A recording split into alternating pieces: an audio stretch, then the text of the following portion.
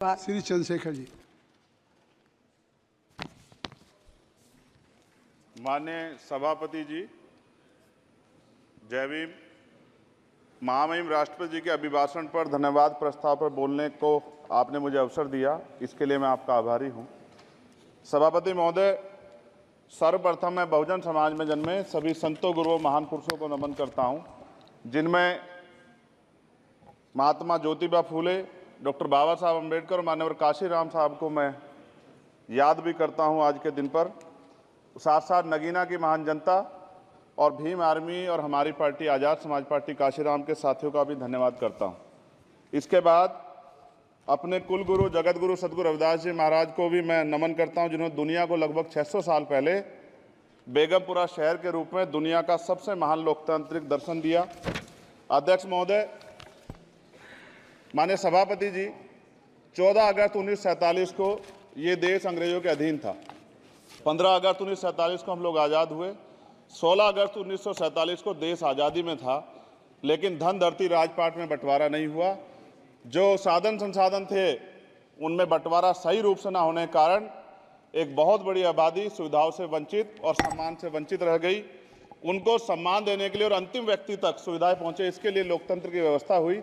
लेकिन आज़ादी के 70 साल बाद भी हम कहाँ खड़े हैं, इस पर ये चिंता का विषय है। मैं मानता हूं कि सामाजिक न्याय तभी होगा माननीय सभापति जी, जब जातीय जनगणना पूरी होगी और जातीय जनगणना कराई जाएगी और साथ साथ संख्या के आधार पर आरक्षण जो है वंचित वर्गों का बढ़ाया जाएगा। उसके साथ साथ जब राष्ट्रपति जी अभिभाषण पर बात रख रही थी तो उन्होंने शहरी और ग्रामीण क्षेत्रों के विकास की बात कही और ये भी कहा कि दुनिया में सबसे उत्तम शहर हमारे यहाँ बने। लेकिन माननीय सभापति जी, 70% आबादी तो गांव में निवास करती है, तो गांव की आबादी के बारे में भी सोचना होगा कि उनका जीवन कैसे बदले।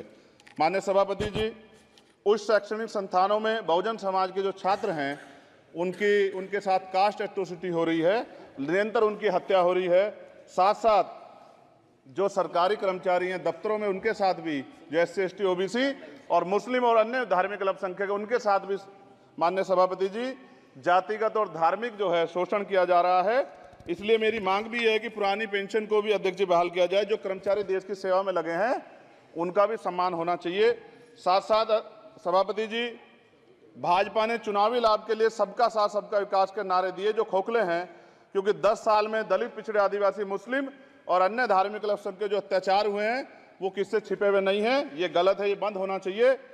सभापति महोदय जी, महामहिम राष्ट्रपति जी के अभिभाषण में निजी क्षेत्रों में SC ST OBC को रिजर्वेशन देने का कोई उल्लेख नहीं हुआ है, जो कि आज चर्चा का विषय, क्योंकि 98% प्राइवेट सेक्टर है, 2% सरकारी सेक्टर है, तो 98% प्राइवेट सेक्टर में भी हमारी हिस्सेदारी की बात होनी चाहिए। माननीय सभापति जी, आशा कार्यकर्ताओं, आंगनबाड़ी वर्करों, भोजन माताओं के वेतन वृद्धि पे भी कोई उल्लेख नहीं हुआ है, वो भी अभी नंगे, उन पर भी सोचना पड़ेगा।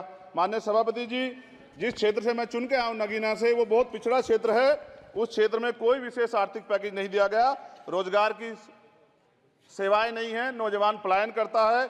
IIT, IIM, एम्स, केंद्रीय विद्यालय आदि शिक्षा में और चिकित्सा संस्थानों की स्थापना होनी चाहिए, जो कि नहीं है। और माननीय सभापति जी, मानसून सत्र आ गया है, मेरा क्षेत्र बाढ़ से बहुत प्रभावित है, इसलिए मैं आपसे आग्रह करूंगा कि वहां के लोगों को बाढ़ से निजात दिलाई जाए। माननीय सभापति जी, चीन हमें आंख दिखा रहा है और लगातार हमारे देश की सीमाओं में घुसपैठ कर रहा है, इसलिए अग्निवीर योजना को हटाकर पुनः सेना भर्ती शुरू की जाए और साथ साथ भारत की सबसे प्राचीन व बहादुर रेजिमेंट में से एक चमार रेजिमेंट को पुनः बहाल करा जाए, ऐसा भी मेरा आपसे आग्रह है। माननीय सभापति जी, पिछले सारे प्रधानमंत्रियों ने मिलकर जितना कर्ज लिया है उससे दुगना कर्ज हमारे वर्तमान के प्रधानमंत्री जी ने लिया है। किसान अगर अपना कर्ज माफ कराने के लिए जाता है तो लाठी झेलनी पड़ती है, जबकि सरकार ने धन्ना सेठों का 15 लाख करोड़ रुपया माफ किया है। इस ओर हमें ध्यान देना पड़ेगा, हमारी आने वाली पीढ़ियों को ये कर्ज चुकाना पड़ेगा। माननीय सभापति महोदय जी, किसानों को MSP की लीगल गारंटी तथा किसानों का कर्ज माफ होना चाहिए। साथ साथ 2 अप्रैल 2018 को SC ST के बच्चों पे बहुत बड़े पैमाने पे मुकदमे लगे थे, वो हमारी लड़ाई सही थी, ये सुप्रीम कोर्ट ने माना और बाद में सरकार ने माना, वो मुकदमे तुरंत वापस होने चाहिए।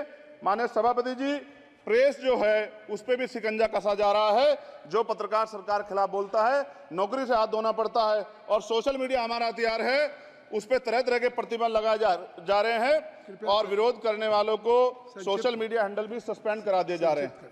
साथ साथ सभापति जी, पेपर लीक और परीक्षाओं के कैंसिल होने से देश के नौजवानों का भविष्य खतरे में है। नीट, यूपी सिपाही भर्ती सभापति जी और 69,000 शिक्षक भर्ती में आरक्षण घोटाला हुआ है, कोई पूछने वाला नहीं, खून के आंसू रो रहे हैं बच्चे, बेरोजगारी का दंश युवा झेल रहे हैं।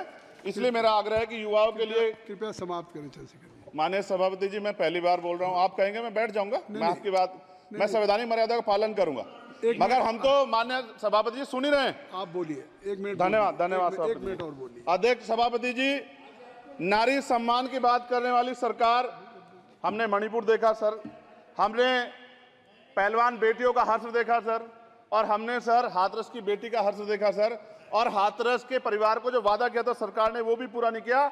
और महिलाओं में भी, स्पेशली दलित, पिछड़े और मुस्लिम वर्ग की, आदिवासी वर्ग की महिलाओं के साथ आज भी एनसीआरबी का डाटा कहता है सर जो जुल्म हो रहा है वो सहनीय नहीं है सर। साथ साथ कोविड में तैरती, हमने कोविड में बहुत सुना सर, कोविड में तैरती लाशें भी गंगा में हमने देखी है सर, और मजदूरों का हाल भी हमने देखा है। सभापति जी, बस सब समाप्त कर रहा हूं। नोटबंदी पे छोटे मजले उद्योग की जो कमर टूटी वो भी हमने देखी है।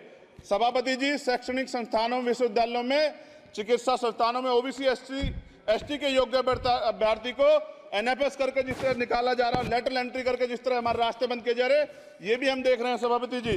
साथ साथ मेरा ये कहना है सर, ये सबका इशू है कि प्राइवेट कर्मचारी सर और सरकारी भी कई जगह पे 8 से ज्यादा घंटों से काम करते हैं और उनको जो सर उचित वेतन भी नहीं मिलता, तो न्यूनतम वेतन 20,000 रुपए तय हो और 24 घंटे की ड्यूटी। उदाहरण के तौर पे यूपी पुलिस सर बहुत पूरा काम करते हैं वो लोग, वो राज्य के विषय हैं। आप सर मैं आपके राज्य सरकार के लिए भी आपके संज्ञान में डाल रहा हूँ विषय सर। पुलिस सब जगह है सर, लेकिन सवाल ये है सर, बहुत पसीना बातें हैं, 8 घंटे की ड्यूटी और वेतन विसंगति, वोटर स्कीम से उनको जो बाहर किया जाए।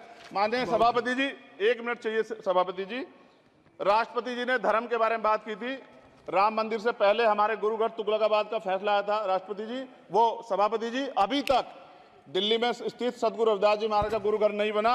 साथ साथ सभापति जी, अपनी बात को खत्म करते हुए मैं आपसे कहना चाहता हूं कि जितना देश दूसरों का है सर, इतना हमारा भी है। हम मरने के लिए पैदा नहीं हुए, जो चाहता है हमारी हत्या कर देता है। मूछे रखने पे, घोड़ी पे बैठने पे, मटकी छूने पे हमारी हत्या हो रही है। क्या बदला है सर 70 साल बाद भी? दलित, पिछड़े, मुसलमानों पे हिंसा नहीं रुक रही है सर। मेरा आपसे संरक्षण के साथ ये आग्रह है कि इन घटनाओं को रोका जाए और देश किसी की बपोती नहीं है, देश संविधान से चलता है सर और संविधान से चलेगा। संविधान छेड़खानी बर्दाश्त नहीं की जाएगी सर। धन्यवाद।